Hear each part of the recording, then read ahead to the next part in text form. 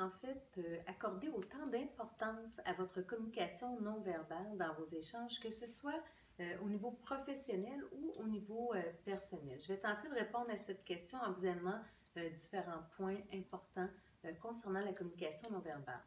Alors, pour bien démarrer, je vais d'abord mesurer la communication humaine à travers 3 canaux, d'accord?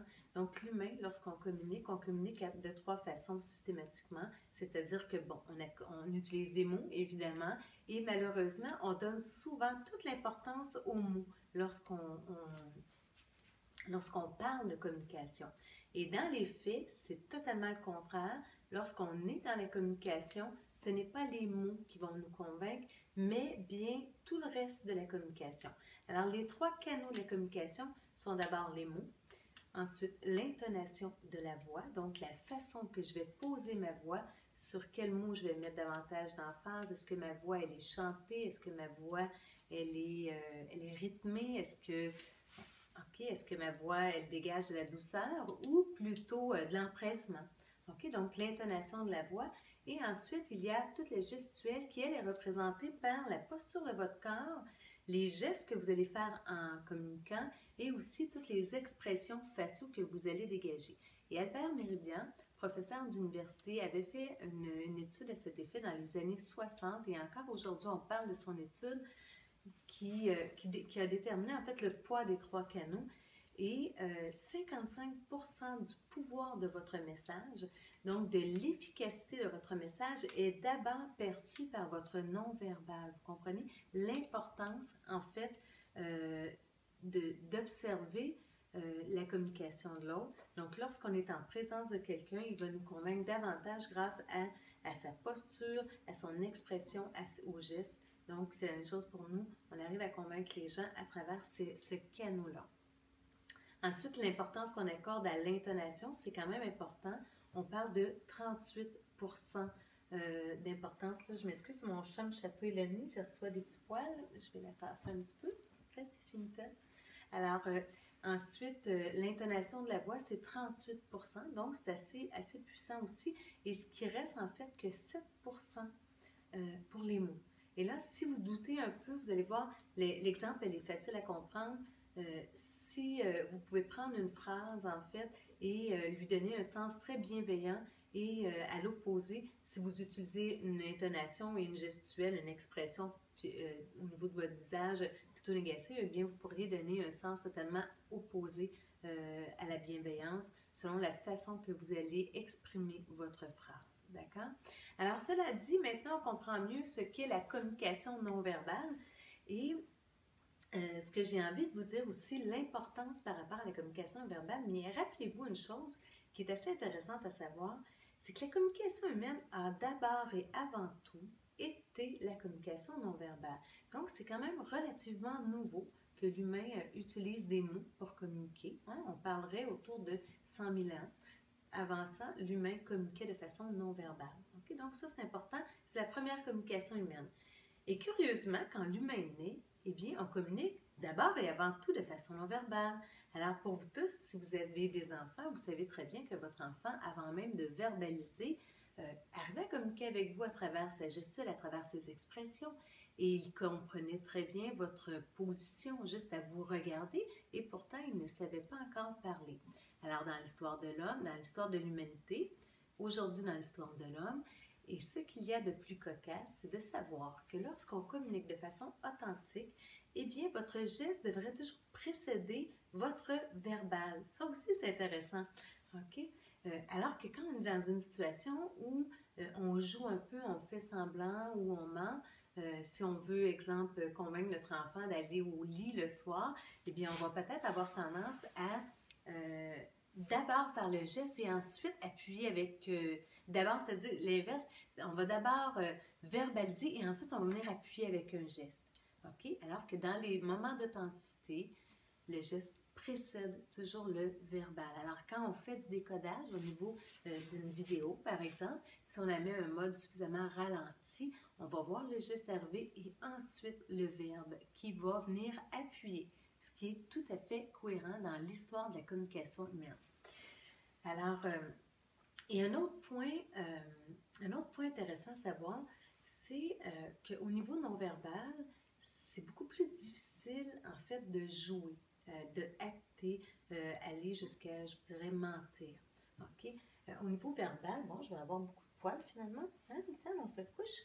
Alors, au niveau verbal, c'est quand même relativement facile de mentir puisque nous sommes constamment dans notre tête à choisir ce que nous verbalisons. Nous choisissons exactement les mots que nous voulons choisir, OK? Que nous verbalisons. Alors qu'au niveau de la gestuelle, à partir du moment où on rentre en lien avec l'individu devant nous, eh bien, et qu'on n'est plus dans notre tête, naturellement, la communication non verbale va suivre son cours et on va communiquer de façon très cohérente. Alors, le geste est tout à fait naturel, va venir en fait communiquer librement. Alors, le geste est beaucoup plus authentique. Si vous voulez savoir si la personne devant vous, elle est en ouverture, bien que ses paroles vous disent qu'elle est en ouverture face à vous, si vous observez le corps et que vous voyez que le corps est tout refermé vers lui-même, qu'il y a de la tension, que la mâchoire est serrée, que le corps est refermé, eh bien, dites-vous qu'en ce moment, peut-être que la personne n'est pas si confortable que ça. Alors, si vous êtes observateur, vous regardez la personne devant vous, eh bien, vous allez voir à quel point ça devient beaucoup plus facile de connecter, de se rapprocher de l'individu en prenant conscience, en fait, de toute sa posture au niveau de son corps, au niveau de l'ouverture ou de la fermeture. OK? Donc, votre communication gestuelle, votre communication non verbale, elle est beaucoup plus authentique que le verbal. Et là, je ne suis pas en train de dire, ou je ne suis pas en train de pointer, en fait, les gens et dire, mais les gens mentent. Non, ce qu'il faut comprendre, c'est que lorsqu'on ne livre pas librement notre pensée, je m'excuse, j'ai des points, notre pensée, c'est tout simplement qu'il y a une part derrière. Lorsqu'on cache un peu l'authenticité, c'est qu'on n'a pas le courage, en fait, de mettre de l'avant la vérité pour des raisons qui nous sont propres. OK?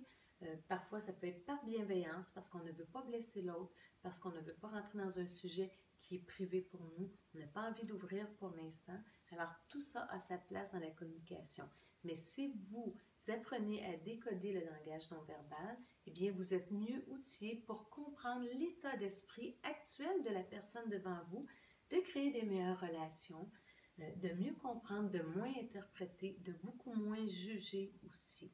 Alors, imaginez à quel point ça peut devenir pertinent lorsque vous êtes en relation d'aide, lorsque vous êtes en développement des affaires, lorsque vous offrez des soins à des gens, en fait, d'être capable de comprendre un niveau supérieur, en fait, derrière les non-dits, comment se sent la personne devant vous. Alors, c'est le bénéfice, en fait, qu'apporte le décryptage de la communication non verbale. Alors, j'espère que ces quelques mots vous permettront d'avoir une vision un peu plus large sur la communication non verbale. Alors, j'avais envie de faire cette capsule parce que, en ce moment, j'ai mis en promotion des formations, un programme de formation de 24 heures. Donc, c'est un très beau programme qui vous permet de bien comprendre la communication non verbale, d'utiliser beaucoup de clés pour mieux communiquer. Et ce programme de 24 heures est offert en 4 journées, donc soit 2 fois 2 jours, 2 week-ends, parce que c'est un programme qui s'adresse au grand public. Et ça, c'est une première, vous savez, parce que j'ai toujours offert mes formations en entreprise. Plusieurs personnes me demandaient d'avoir des formations au niveau public. Bon, naturellement, j'étais plus dans les organisations. Alors, bon, j'ai décidé d'ouvrir des dates et la réponse, elle est excellente. Alors, je vais retourner en France prochainement. Vous allez avoir tous les liens ici en dessous de la vidéo.